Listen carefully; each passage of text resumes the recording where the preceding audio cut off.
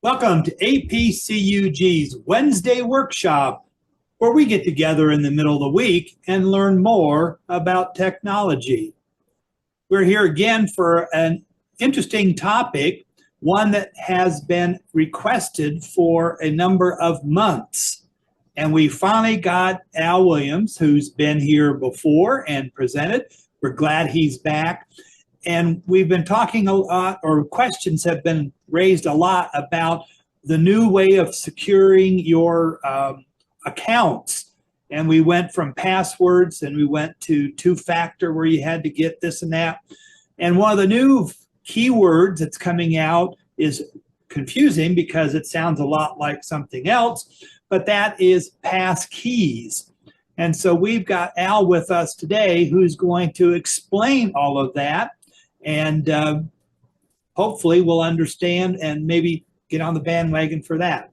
So Al, I'll let things turn over to you. Thank you, John. Can everybody hear me? I guess so. Yes. Thank you. Good afternoon, everyone. It's a relatively beautiful afternoon here in Lancaster, Pennsylvania.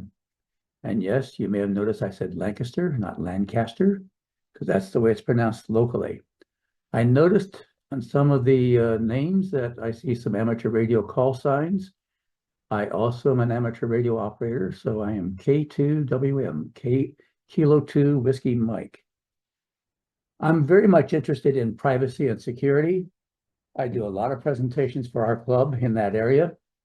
And as John noted, there is a current effort called Passkeys. And I'm going to talk with you today about what Passkeys are about. So let me share my screen.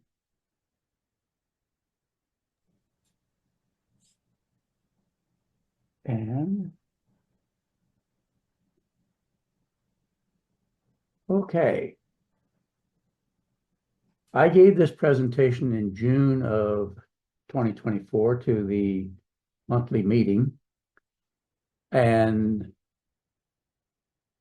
this is the presentation that was given then without any changes.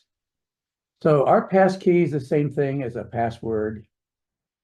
Another question is, are others using passkeys and should I use them? The presentation is for those who are curious. I need to give myself a little bit more room here.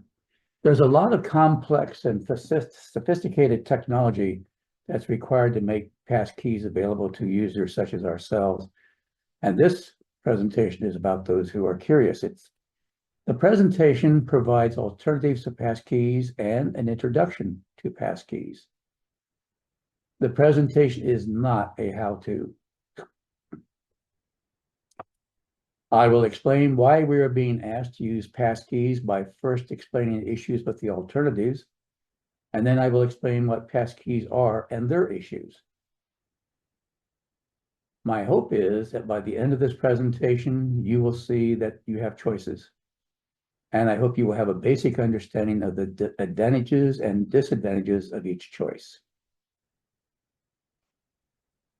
Passkeys are the current attempt to solve the authentication problem, to verify that a person is who they say they are.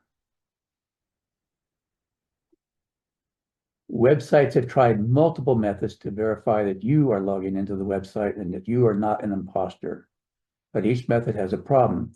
Now, verifying that you are the user is called authenticating, and I probably will use that word several times.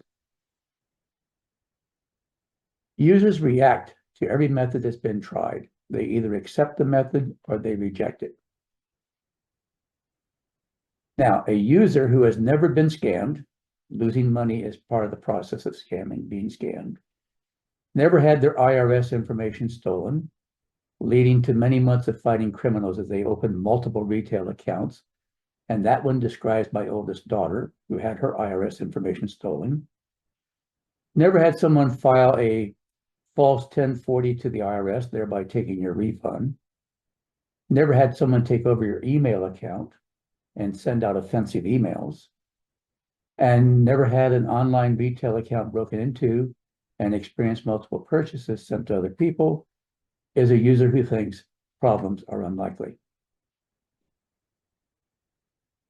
A user who has experienced these problems is a user who probably wants to protect themselves. Now, every one of us has a personal threat model, and it's very likely that your threat model is different from my threat model. I used this slide in my last presentation to you, and I want to go into a little bit further of an explanation about why I'm using this illustration. I may say to you that there are threats, serious threats, but if I'm not successful in telling you why they are serious threats, you very likely will see my threat model as being similar to this large fish crashing through the roof of your house. So my goal is to try to tell you what's going on, why it's going on, and to help you make good decisions. We begin with ARPANET, which is the origin of the internet. The goal of ARPANET was to design a network that would allow computers of all types, not just one type, but all types, to communicate with each other. Another goal was to design a network that would allow computers to join and leave it at any time.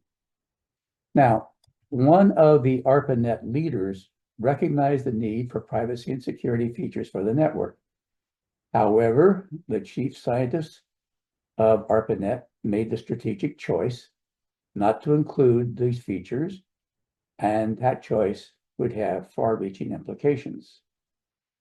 Now, when I say network, what I have in mind is similar to the United States Post Office. The post office uses cars and trucks and trains and planes, and that's the network. That network carries letters and parcels. And that's what's going on in terms of how we address this issue of no network security, no network privacy. Instead, we have to implement the network security, the privacy and security that we want. We have to implement it in software. And the software can be complicated. Sometimes we implement it in hardware as well as software. The need that we have is authentication. The first authentication choice was passwords. There's a machine that was built years ago, CTSS. It was built to allow multiple users to operate simultaneously. Before this machine, all machines were single user only. Now, each user's file and data needed to be protected from each other, from other users. There's a professor who was behind all of this. His name is Fernando Cabado, and he chose passwords as a way to verify users before granting access. So these passwords authenticated users to access the CTSS and its resources. That was the very first implementation of passwords, the very first choice of how to do authentication. There continues to be an ongoing need for authentication. Reputable websites must accurately identify the user who is logging in as the real user, the authentic user. Some examples of why include correctly billing the user for the use of resources, avoiding inappropriate exposure of personal identifying information such as date of birth, place of birth, address, phone number, and more. Another more frequently realized need is HIPAA. HIPAA requirements are imposed on medical providers to protect the privacy of certain health information. So that's what's going on with authentication and why it's needed. But then we have how do users react to using passwords. Google and Harris did a poll back in 2019, which surveyed the use of passwords within the United States. And they found that 66% of the users in that poll use the same password for more than one account. They also found that 43% have shared their password with other people. 40% say their personal information has been compromised online. and 47% of those lost money due to the compromise. There was another survey done in 2022 that looked at what percentage of people included in the survey had at least one account that was in one or more data breaches. In the United States, 31% of those people had at least one account in one or more data breaches.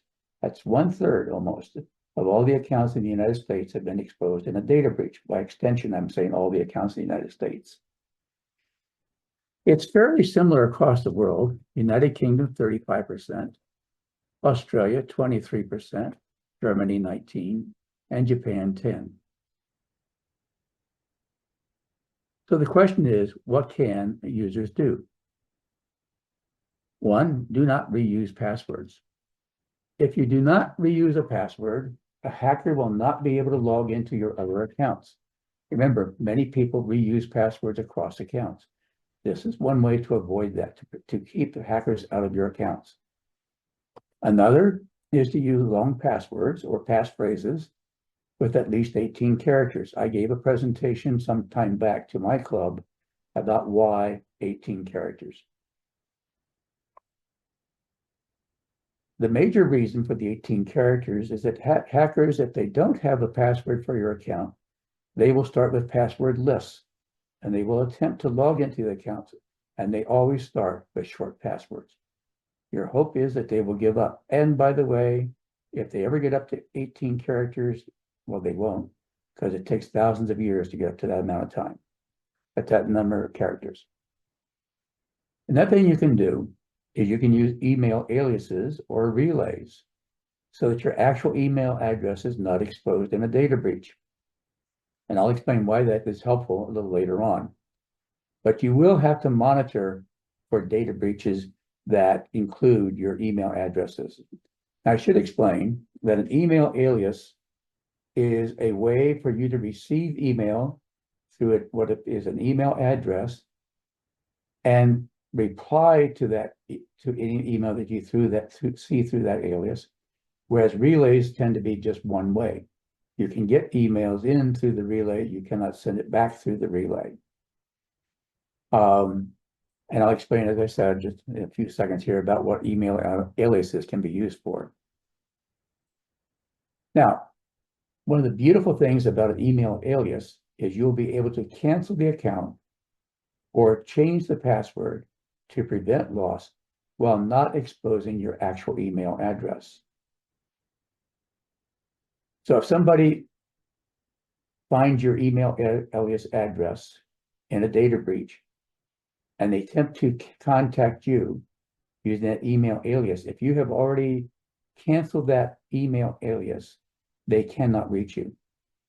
And they do not know what your actual email address is. Of course, you need to know if any of your accounts have been breached. And it's easy to do. You can go to this website, haveibeenpawned.com.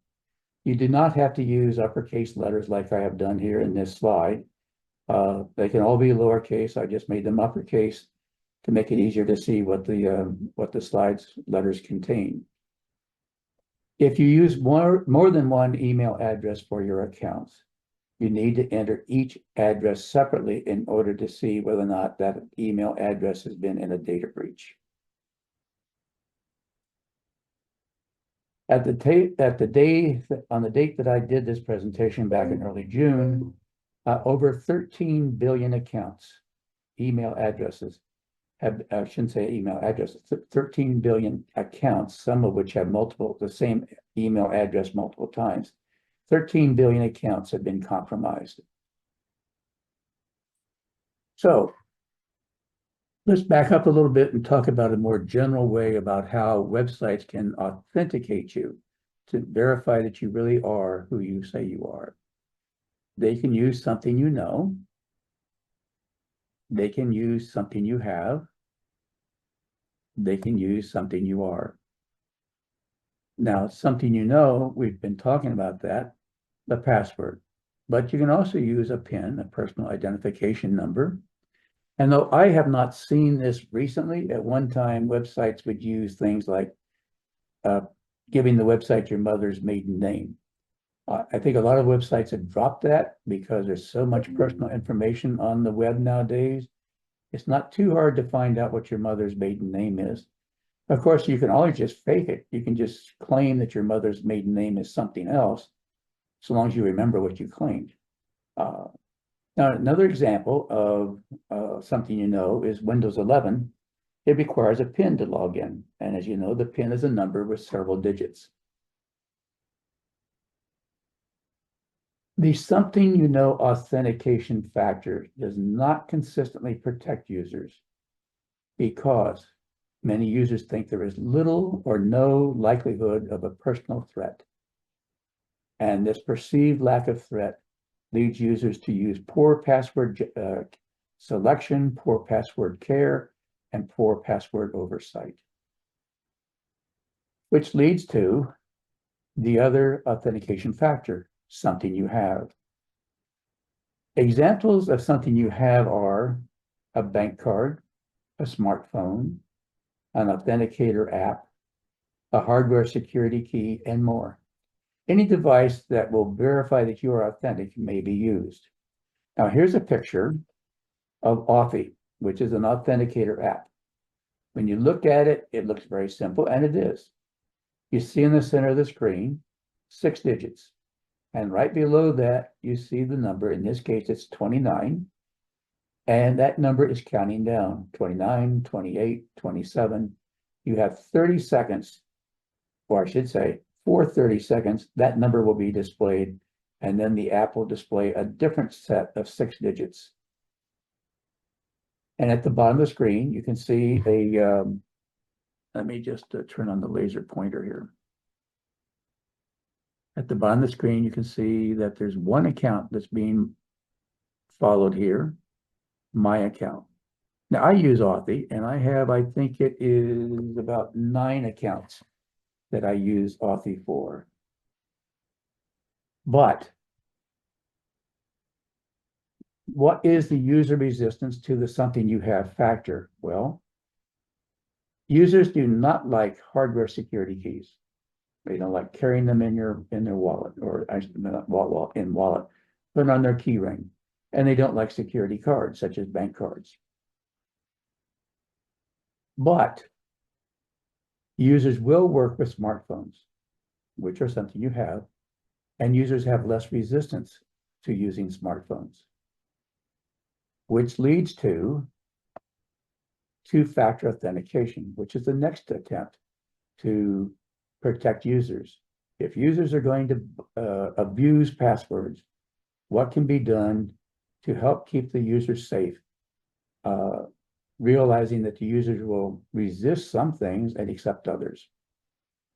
Well, with a typical two-factor authentication, you will log into your account using your username and password. That's the first factor, something you know. In this case, of a two-factor authentication, the website will send a one-time password, 6 digits or more digits, to your smartphone, which is something you have. The phone is something you have, via a text message or via email. When you enter the code, the website recognizes you are authentic and logs you in. Now, there are problems. Let's say that a hacker has targeted an individual, and the hacker has certain information about the individual. They know the individual's email address, they know the password from a data breach, and they assume that the user is using the same email address and password for other accounts, which is what frequently happens. So the hacker logs into some account. Let's just pretend it's, I don't know what to pretend it is. Let's pretend it's arbitrary website. And that website responds, we have sent a one-time code to your phone. Please enter the one-time code. Well, the hacker is now unable to complete that transaction. But along the way, the hacker discovers what the cell phone number is for that individual. They call the cell phone carrier. They talk with the representative. They say, we have a new phone, and they get the representative to transfer the phone number to their phone. There's a name for this. It's called a SIM swap. The result is the hacker can now try to log into that account, receives a 6 or more digit code to the phone, logs in, changes the account password, and takes over the account. And the person who really owns the account can no longer get into the account. They have lost the account. There is a way around this. If you use a second phone number, the attack will not work. Now, I personally use Google Voice. Google Voice is on the phone. If the attacker manages to transfer my phone number to a different phone, they cannot transfer Google Voice. So that if the one-time password, instead of going to my phone number, it goes to the Google Voice phone number, and the attacker never sees it. Thereby, he can never hack any account that I protect using Google Voice or any second phone number. So that's for a text message. What about email? Well, again, the hacker finds a password for the email address in a data breach. The hacker logs into the email account. His goal is to get into this other account, the target account, the one that I have not told you about because I haven't decided what it should be. And he gets and he successfully does that. So then he logs into the target account, gets the 6 or more digit code, copies the code, deletes the email so that the owner of the email account never sees that this transaction takes place, logs into the account before the owner can, changes the password, and takes over the whole account. He has completely locked the owner of the account out. But if you use an email alias, you can prevent this because the guy will never know what the real email address is for the account because you would not advertise it. He might know what your email address is, your home email address is. He might know the email alias of any address that was revealed in a data breach. But if you use a unique email address for every account, he will never know, and he can never break in, and this attack will never work.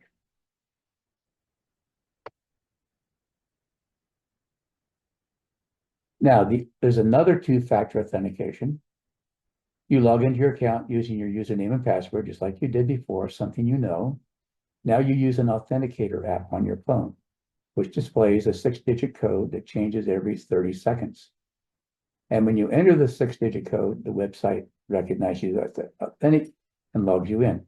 The difference here is you did not get the code through a text message, and you did not get it through an email. You got it because the app was synchronized with a server and displayed the code directly, and the hacker has no way to access that code. And I showed you this image before of Authy, and this is the type of thing I'm talking about.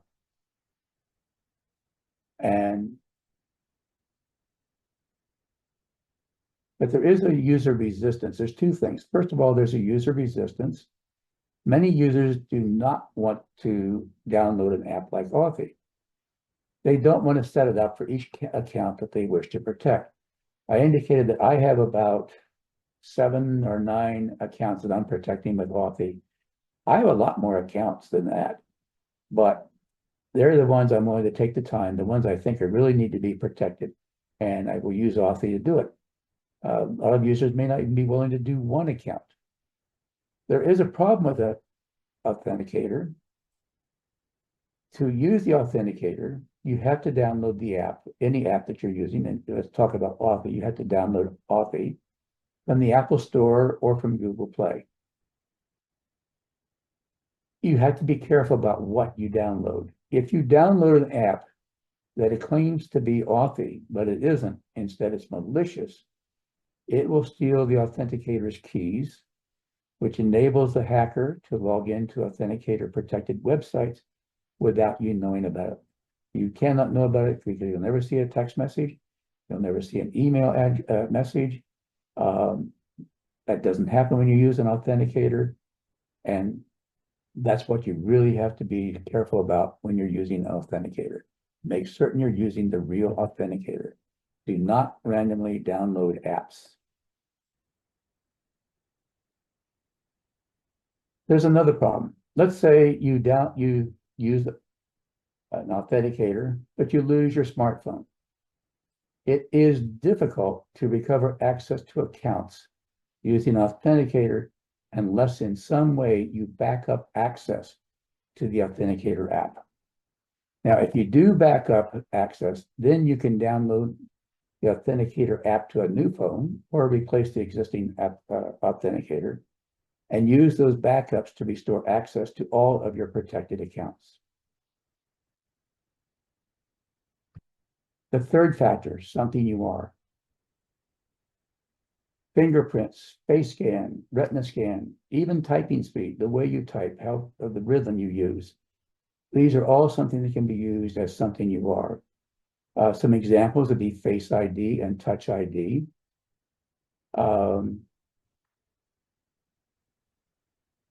There are some problems. Law enforcement can require you to log into your phone using Face ID, Touch ID, or any biometric, giving them access to your accounts. They do not necessarily have to have a warrant, as I understand it. They can just require you to do it. The most likely time that this would happen to you would be when you are coming from out of country back into the States. I've never had it happen to me, but I understand it has happened to others. And criminals can force you to log into your phone. It's very easy. I was working with someone that had Face ID enabled on their iPhone. They handed the iPhone to me. I picked it up and it said, face not recognized. It was very fast. So Face ID can be done just by waving the phone in front of your face. Touch ID by picking up your finger and touching it to the phone, or any of the other biometrics. So summary of all of these authentication problems. The first thing is users just do not want to be inconvenienced. And criminals have found a way to bypass the authentication factors. Move on to a different type of problem, phishing. This is where Passkeys really comes in. Criminals send a false email to trick the recipient into clicking on a link that goes to the trusted website, but also allows the criminals to capture your name and password. Now, if you're using email aliases, you're using a unique email address for each account, their ability to do this is greatly diminished. It doesn't mean it can't be done. It's greatly diminished. So email aliases and unique passwords are an alternative to this, but what they will do is exactly this. They'll send a false email. I have worked with many people who have received these phishing emails and wound up being involved in a scam. Some criminals are using compelling but false templates to create phishing emails. There are actually, I've discovered, there are services that sell templates for CVS or Kohl's or PayPal to send out what looks like real emails from those organizations. As a result, it's becoming harder and harder to recognize phishing emails. All the more reason why email aliases and unique passwords are needed. But the other solution is to use passkeys. Now with passkeys, you don't need any authentication factors like I've been describing to log into a website. That doesn't mean they don't use a username and or even a password to log into a website and are also using passkeys. It depends upon the implementation of the website, how they decided to implement passkeys. They're not really required, but they sometimes are used.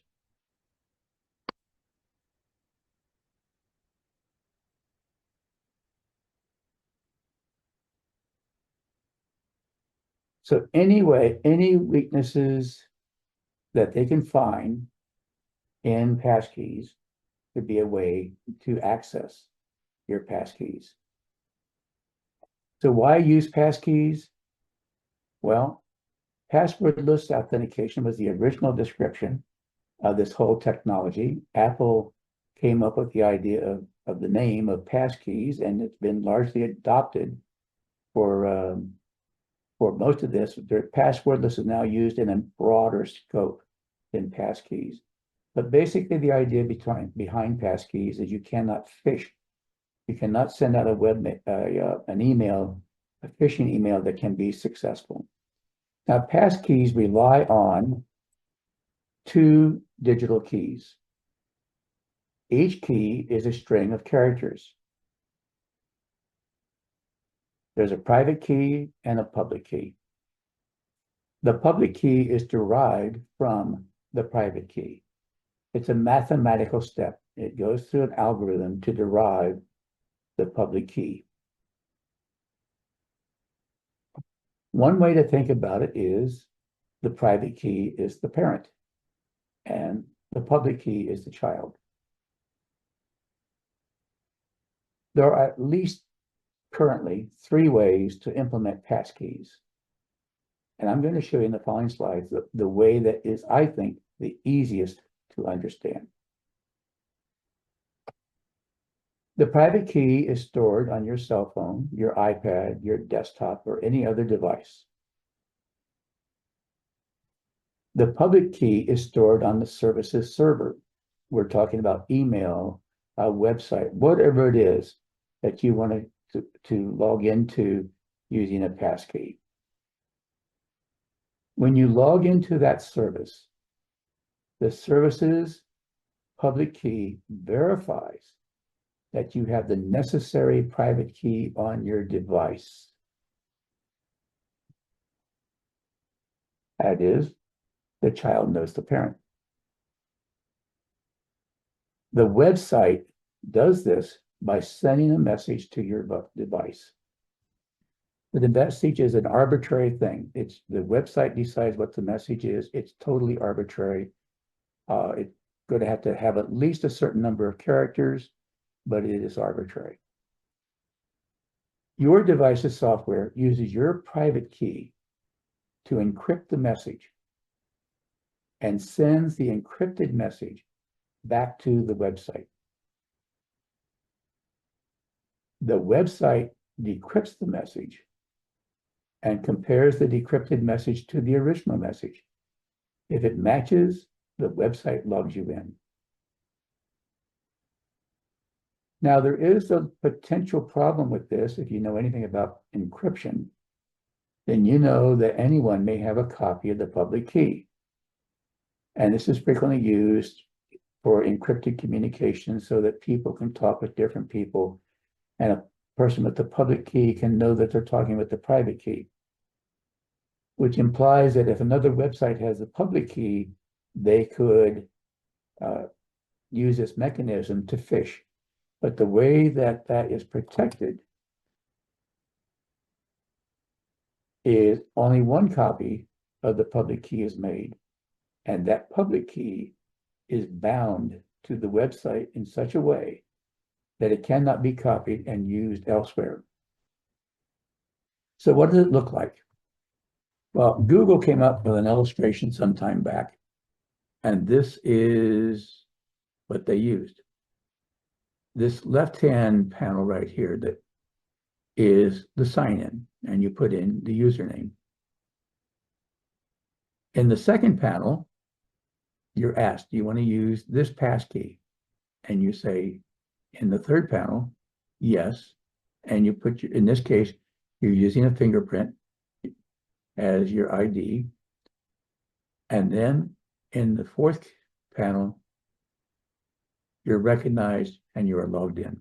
And that's Google's presentation of how a login process would be for Passkeys. Now, in reality, there's a lot of different ways that the users, well, there's a lot of different user experiences. Not every organization, every company is using this particular combination of panels. It all looks kind of different. There's no standardization at this point, but this does explain the basic idea of how you would use a passkey. Now, one of the problems is that things are still being developed for passkeys. It's hard to know just what one website will support.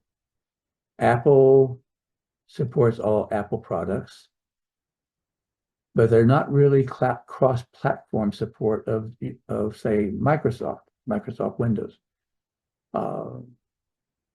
Windows has support, but it does not support Apple.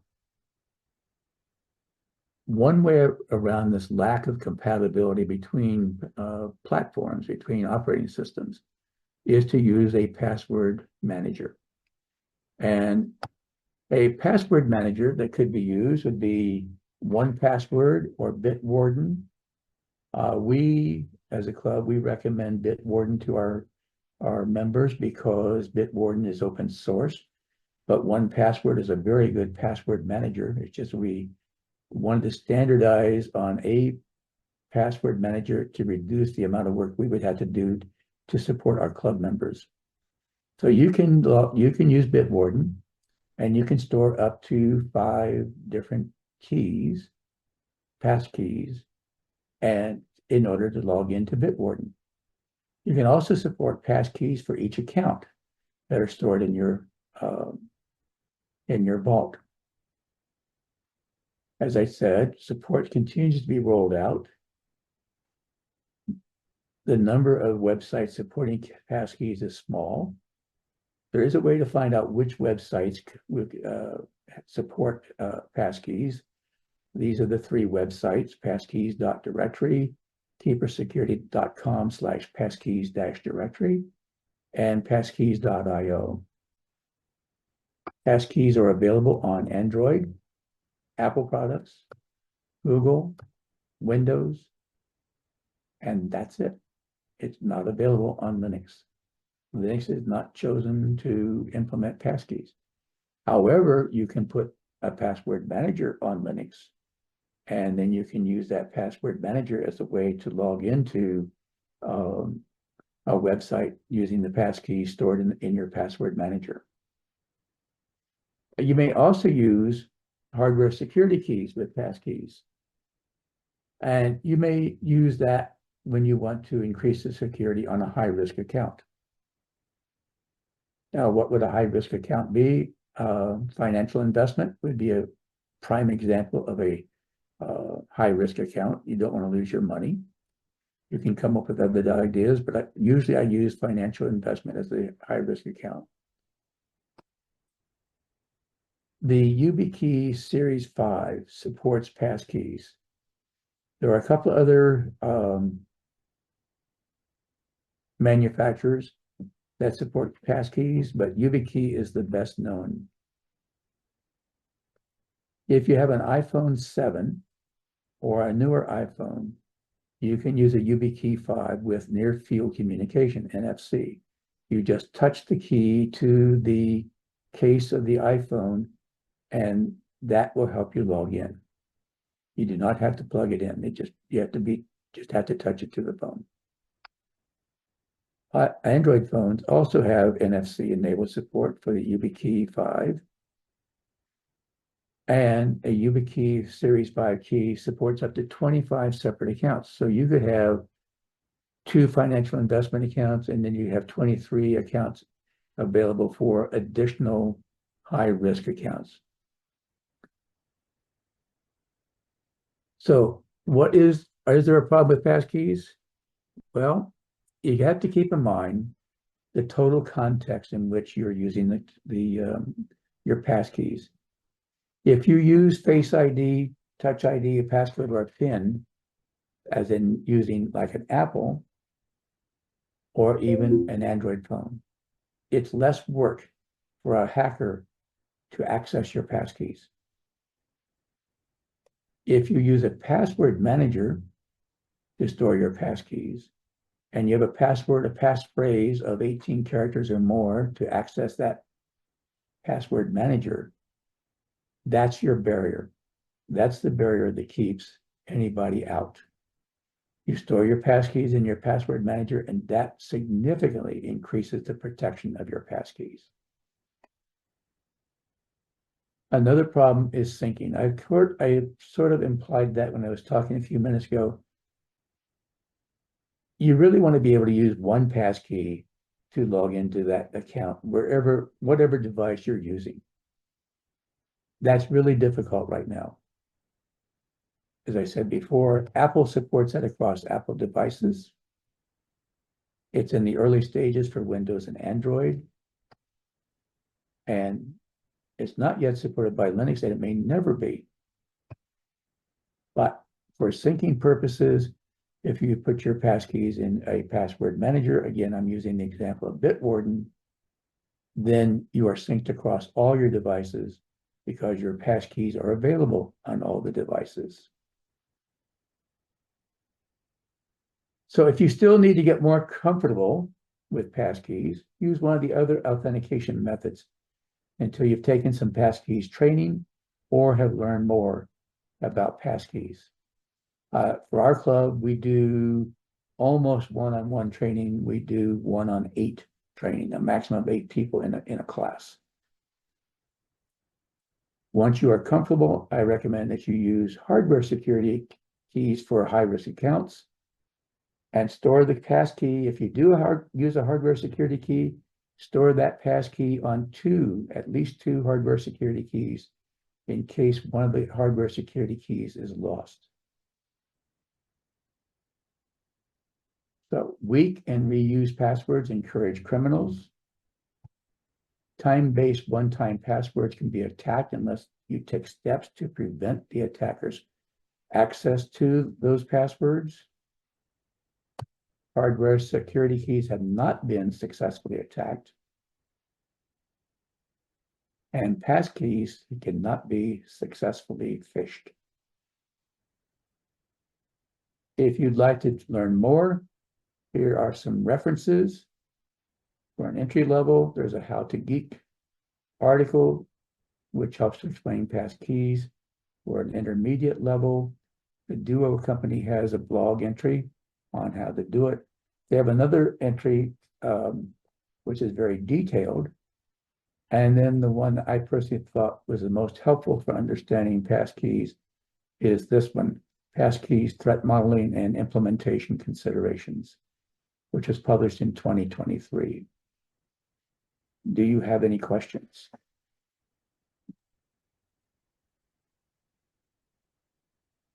Outstanding, Al.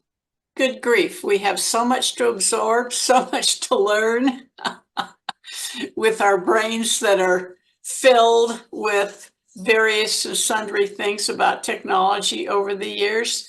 It will be interesting to see how this goes, since a few years ago it was all about HTTPS, and then Google and the European Union were pushing that like crazy. And now Google comes out and says, gosh, really doesn't mean much anymore because the hackers have hacked the HTTPS sites.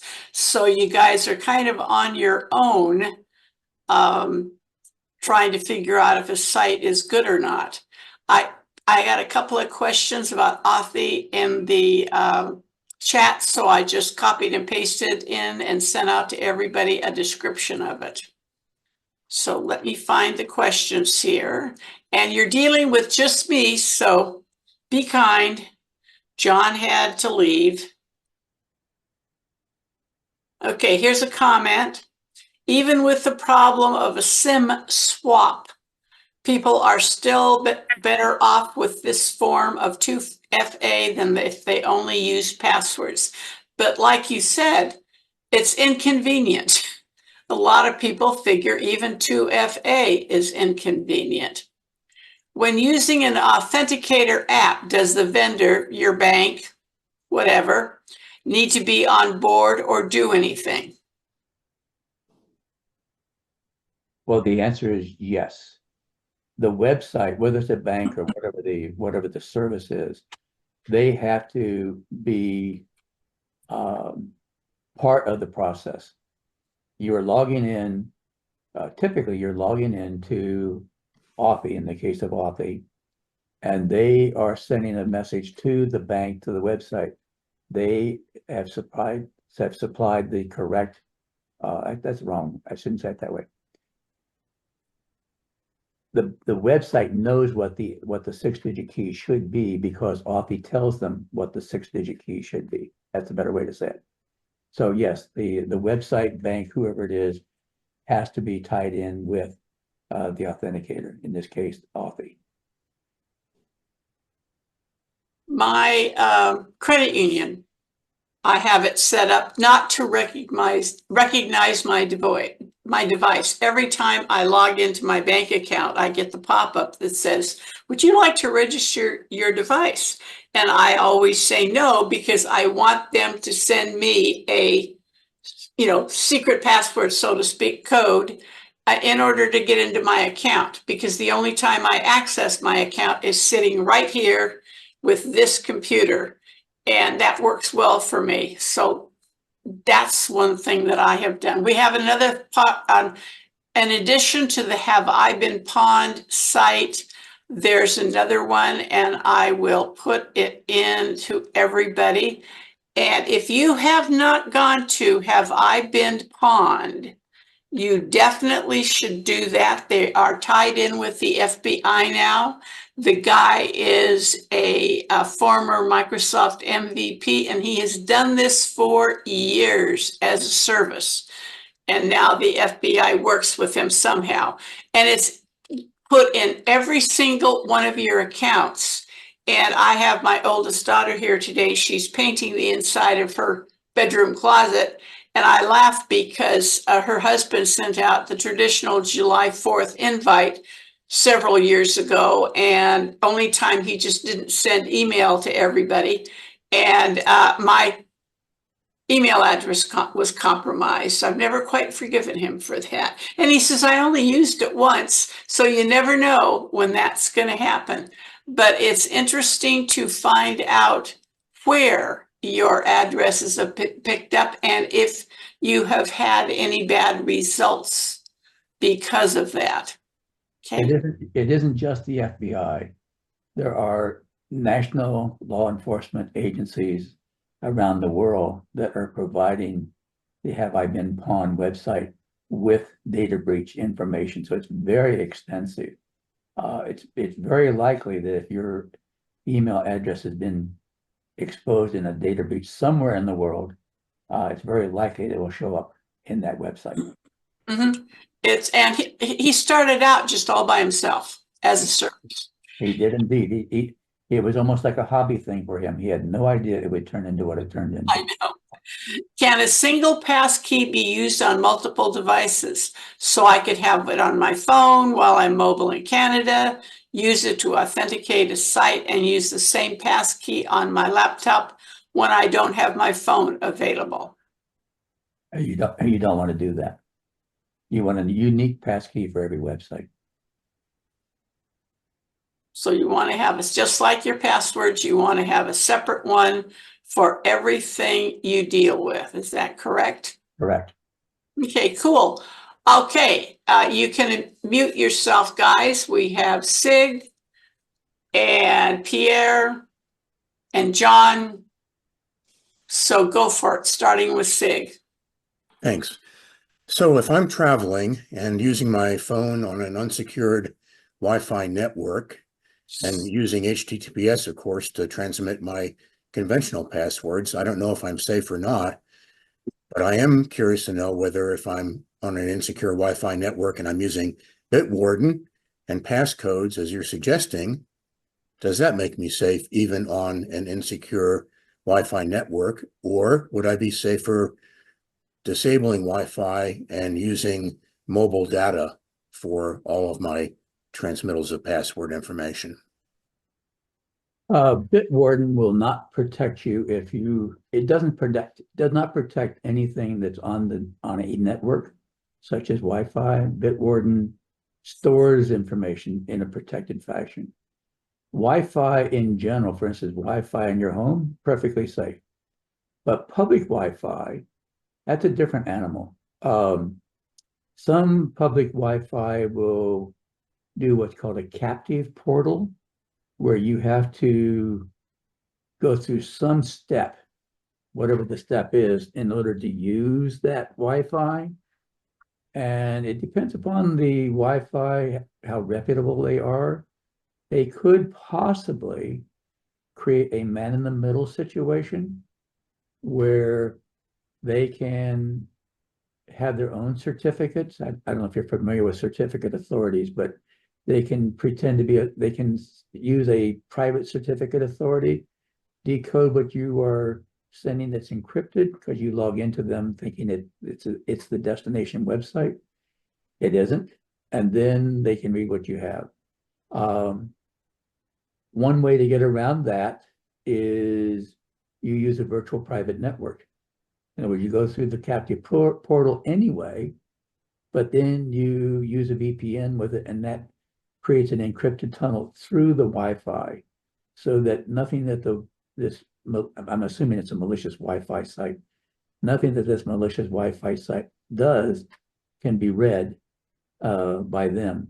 An easier way to do it is do what you suggested. You use your phone's hotspot and just connect to wherever you want to go using the phone's hotspot. That's probably the easiest. The other takes a couple, 3 steps. Notes for more presentations. What can I tell you? I appreciate that no end. Pierre, you're on. Yes, thank you, Al, for an excellent presentation. I thought I knew about Passkeys, but I still learned. One comment and one question. The comment about the last question from the chat, which was, can I use the same passkey on my phone, or laptop, and whatever? I think the answer is yes, as long as there is one passkey per website. But I think what the person was asking is whether it can be the same passkey stored on different devices. And like you said, if it is stored in Bitwarden, then it will be available on any device. Anyway, just a clarification. Now to my question. You mentioned, and I agree with you, that each public key is unique on each website. But how is that uniqueness enforced? Actually, it's the reverse. The private key is always in the field of encryption. The private key is always unique. There can be multiple copies of the public key. Okay, that's not what I meant. Sorry. Yes, there are multiple copies of the public key, but there is only one per website. It's not reused on another website. Am I correct there? No, unless the website does something like they do in Passkeys to bind the public key to the website so that it cannot be copied and used elsewhere. The public key could be used elsewhere and it would work with the private key. So can public key be stolen and the thief can send a message to me? I encrypt it with my private key and send it back, and then it's going to say, oh, yeah, you have authenticated. That would be possible if they did not bind the public key. I don't know how Pierre, I do not know how they bind the key. I never looked into that detail. I do know that that's crucial to protecting websites if you're going to use passkeys. The public key must be bound to the website. Okay, so that's the key, no pun intended here. It must be bound. Yes, okay. All right, thank you. John Shusta, it's your turn.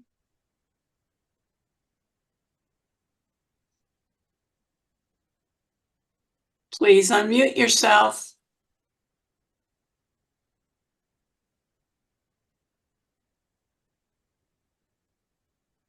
Nope. Okay, George, you're it. We've okay, a couple of things. A lot of the attendees may be part of user groups and have a website.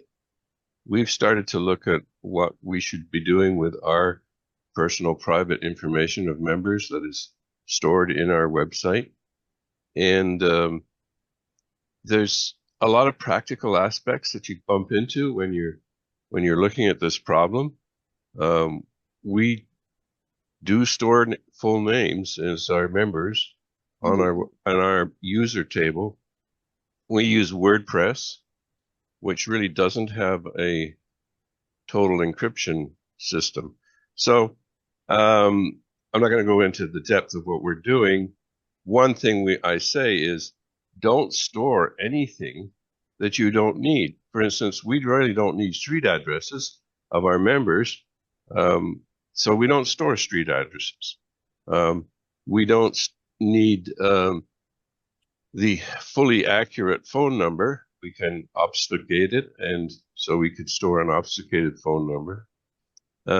And I would say to members who are attending this, who are part of user groups, that they look at their data that they're storing about their members, if they are, and no matter how they store it, whether they're storing it in spreadsheets or whatever, you've got to consider that you're part of the problem. It's not just the clients that have to come up with solutions. Thanks. Okay. In our case, what we do is, let me just see here. I'm going to show you what we do. Cool. This is our website. And It was there and then it went away. is there now?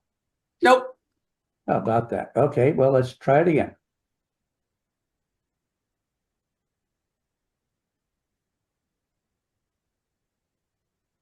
Got it. Okay, I see what I did. I clicked on the stop share. Okay, this is our website. And what we do is we provide only names, phone numbers, and email addresses because that is completely public information. For instance, here's our executive committee. Here I am, the president, my email address, my phone number. We do that for everybody that's part of the executive committee. For membership, I should do it differently. For Get Help, we have Get Help, threats, hardware devices, operating systems, connectivity issues, software applications. And we have, last time I counted, we have 39 entries in this chart. So let's say that you are a person who has a Windows problem. This website is available to our club members plus the residents of our community. Name, location, phone number, email address, and when they are available. Some people say no calls before 9 a.m. or after 9 p.m. So we do include that type of information on our website, and that's it.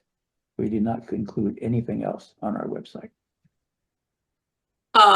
Gee, as a member, I would think that's too much, but that's just me.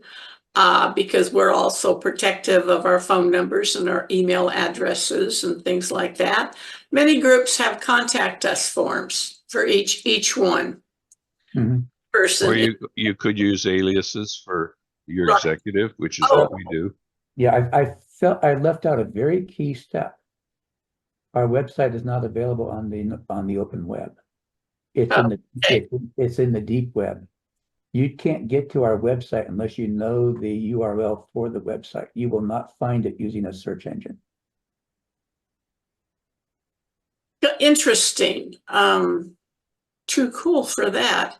And many, so would it make any difference if you had all of your member information under a members only tab, that they needed to have an 18-character password or whatever to log into it to get help? It could be done. A lot of our members are senior. We want a lower barrier. Yeah, that's the big problem, is that our members are having trouble remembering their email addresses. Remembering the password for our website would be, and there's always that button that says, did you forget your password? Well, we'll email it back to you. We'll email a link that lets you reset it. So yeah, you're protected if your email hasn't been compromised, but if it has, you're dead in the water. Well, all these email addresses are public email addresses. If you think about it, everybody's got at least one email address that's public. In our world, Canada, email addresses are private information that we have to protect. Actually, the debate we're having internally is whether even full names are private information. But I don't want to. Yeah, I think that maybe this is a whole other topic for. Yeah, that's a legal and law enforcement legal type question. That doesn't apply to us, but I can see where it would be a big issue for you. And I always say I've been doing this for such a long time that all of my personal information is on every bathroom wall on the internet, because we did not know we should not do this. I mean, nobody had a clue or ever talked about security. My poor members, I talk about it at every single meeting, 12 months out of the year. But like you said, we didn't know. Roy, you're good to go. Yes. Is there anything I can do beyond two-factor FA to protect, like a bank account or an investment account? Obviously, if I asked a major bank to use a particular Passkey scheme, they're going to laugh at me. Is there anything I can do as an individual to go beyond 2FA? I personally would ask the bank or your financial organization if they support hardware security keys. I think that is the absolute best protection for an account. And what if they say no? Then you ask them what you ask them directly what they can do that provides the maximum of protection, and then you decide if that's sufficient. You know, because obviously, if I'm one member out of 1 million customers, you know, they're not gonna, you know, it's got to take more than just me asking. Okay. My policy is, unless you ask, you do not know. And it might be, yes, thank you for requesting. We've just started this new service or something. But I get yes much more than I ever get turned down. And sometimes I feel I'm the only one who's ever asked that question, and a light bulb goes on for them. But no harm, no foul. Yeah. A Vanguard, for instance, supports hardware security keys. Do you know if Schwab does? I do not. What was that site where you could check that? Check what? Oh, there was a website which unfortunately no longer exists unless it's been resuscitated, to check whether a website was providing two-factor authentication.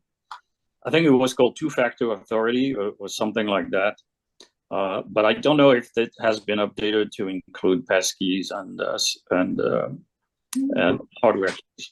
Well, earlier in the presentation, I listed 3 websites that will tell you, that's to the best of their knowledge, what websites support passkeys. Those are websites that are like user updates, so they're always behind. Do we have any more questions? Just an answer. Oh, sorry. Joel, you're on.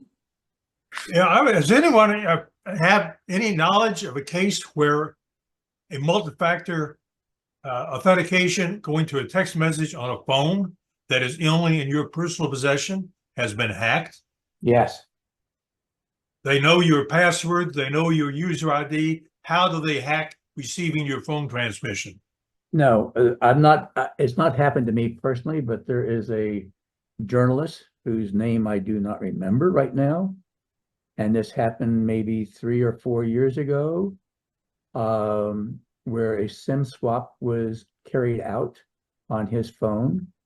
And once his phone number had been moved over to the hacker's phone, the hacker was then able to go into this journalist's accounts. Apparently it was several accounts, and take over these several accounts, locking the journalist out. It has That would seem to be a highly unusual case. You would have to be a person of some renown for them to go to that effort to hack your account. Oh, no. Oh, no. It's more common than you think. The only way to protect yourself, I shouldn't say the only way, one way to protect yourself against this is to make sure that your account has a passcode or a PIN, I should say, a PIN, so that the agent on the phone will ask you for that PIN when you call them, so that a hacker who doesn't have the PIN cannot do the SIM swap. Right. And that's something I did not mention. There's so many things you could talk about when you're talking about these types of things, but yes, Verizon, for instance, has what's called an access PIN. AT&T does too. Okay, for you to be able to talk to a customer service representative, you are supposed to be able to provide that PIN to them before they will do anything. And because AT&T was breached a few weeks ago, I changed my access PIN and my password.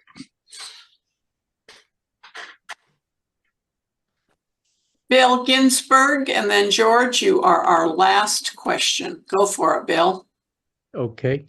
I'm intrigued by using email addresses, and I'd like to find out more about them. Currently, I store 30 different passwords on a thumb drive.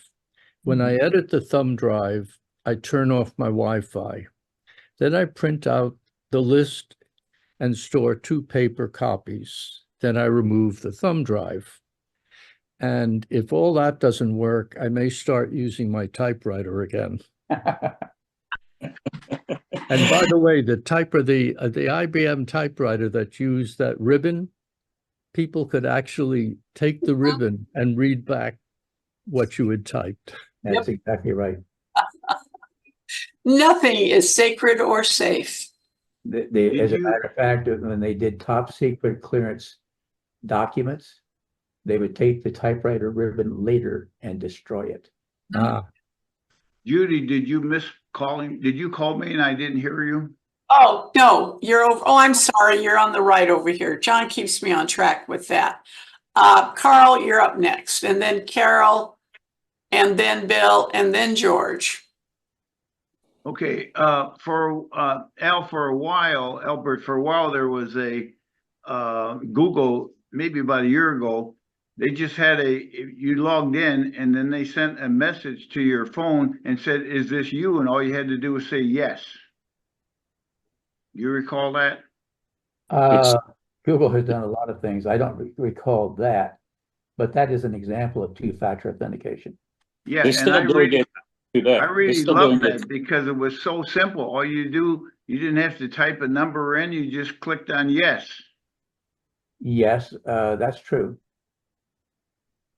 The other thing I wanted to mention is that on my when I log into my bank, apparently they use cookies on my phone because I've never had to change my password or login name for years. But if I do a different device, then they will have a verification method to verify that I've changed devices.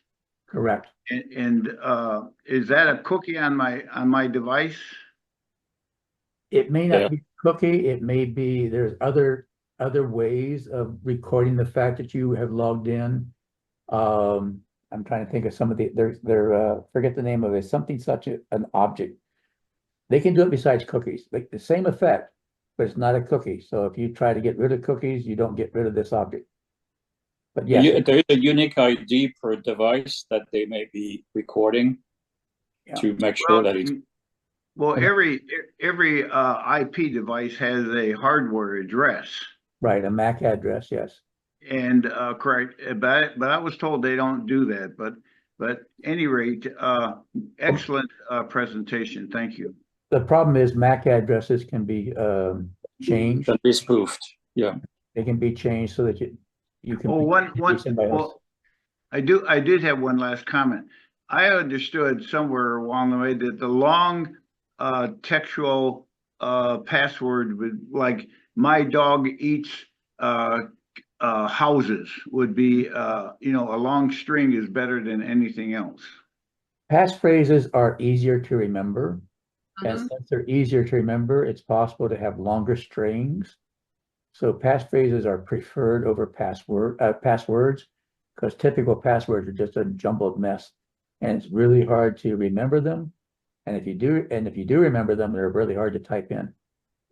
Okay, well, that confirms what I think I've learned that here on APUG, actually, from Kennedy or somebody. I have a friend who uses nursery rhyme titles. Mm-hmm. And she whips those out, and then at the bottom of her list, which she did have saved on her hard drive in a full file called passwords. Serious, Carolyn, give me a break. She has the ones down at the bottom that they're right there for the next time she sets up an account. Boom, it's, and she just whips those passphrases out with no problem at all. Well, one of the problems is that if you use titles of books, if you use common phrases that you'll find in a book, hackers assume that you'll use them, and they are part of their list of things to try. Absolutely. I love it when they say don't use any dictionary words. Okay. Carol, it's your turn. Yes, I have an iPhone and Windows compatible YubiKey security key. Mhm. My question is, let's say that I set up LifeLock on the Windows computer so that I can use the security key with it. Then if, let's say I want to access the LifeLock account on my Apple device, do I need to first register the security key with Apple by setting it up for my Apple ID? Or alternatively, can I just take the iPhone, do the security key access method and get into that LifeLock account and just bypass the process of registering it formally with Apple and setting it up on my Apple ID? The question really is, how is LifeLock set up? For instance, with Vanguard, I can use my hardware security key no matter what computer I'm using. I can't answer the question because I don't know how LifeLock is set up. Okay, but I guess really my fundamental question is, with Apple, do you have to register it with your Apple ID, or can you just, or do you have the option of just using the security key for different accounts without involving the Apple ID? Apple does have a keychain concept, and their passkeys are based on that keychain. In other words, their passkeys are implemented in the keychain.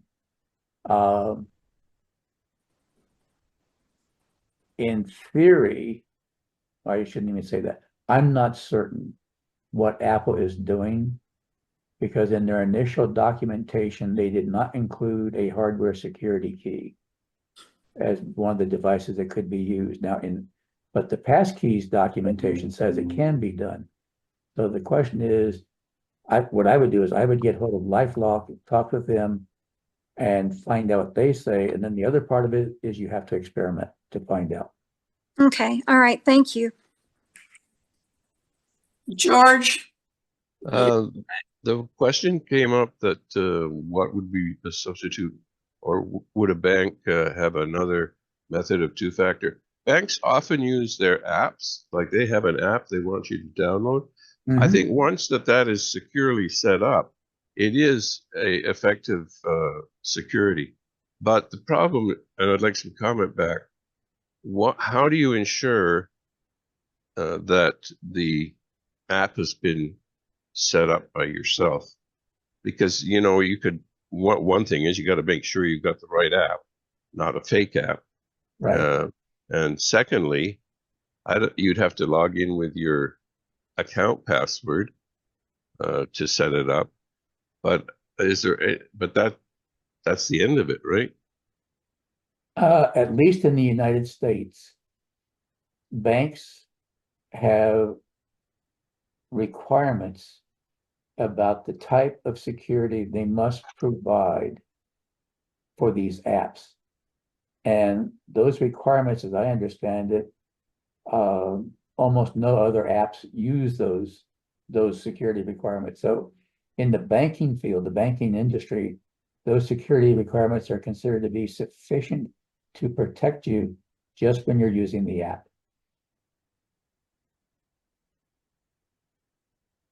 Okay, Bill Ginsberg, honest, this is the last question. Okay. A way of finding a good password is to take your favorite poem or song, such as MHALL, and that's just a short example of Mary Had a Little Lamb. I think that's, if you take that out to 18 characters, that's pretty good. There is a thing called entropy. And it turns out that when humans create passwords on their own, the entropy, I think this is the right direction, the entropy is low. If you use, for example, a password manager and ask it to create your passphrases or your passwords, they are much more secure. Mm-hmm. If you're looking for the best security, you should use a password manager to generate it. But how secure is the password manager? That must be the prime target for every hacker. Yep, that's why you want to get a very good password manager. And you need to have absolutely fantastic code for you to get into your password program. Correct. And the most important password you have is the one to get into your vault, your password manager vault. And 1Password says they have never been hacked. So take it from there. So Bitwarden, 1Password, and there is another one. It's called KeePassXC. KeePassXC has a very old style graphical user interface, and it is local. In other words, it does not take your information and put it on a server somewhere. Now that sounds really intimidating when I say that, but your information in Bitwarden is encrypted as a blob, and it's downloaded from the server, decrypted locally, and it's accessible to you. KeePassXC, and notice I said XC, there's other KeePasses. You want the one called XC. That one is considered to be highly secure. So if you don't want to use something like Bitwarden or 1Password, because you don't want to use a server, you want it to be stored locally, then KeePassXC is the one to go with. Would you spell that? KeePass, the letter X, X-ray, the letter C, Charlie. And we just recently had a plain without the two initials, KeePass presentation by Tiny Rish from the Cajun Clickers in Baton Rouge. I thought RoboForm could be saved on only your hard drive also. Back in the day, that's the way that was. I don't know. So, two absolutely fantastic presentations, John and Al. Thank you very much. I've already got Mr. Kraut on my list here for an additional presentation. Al, I'll just pay attention to the emails. I'm on your list and go and send you an email if you would like to give whatever it is you recently have given a presentation on. And I think I sent you an email about one you gave in 2023 asking if it was still up to date. I'm going to have to revisit that. Yeah, I don't remember that. I just did a tutorial on human hacking. Maybe you'd be interested in that. Absolutely. Anything that's new, we're getting a lot of new stuff that we've never had anything like before, and it's just not regular tech stuff. So I thank you for attending.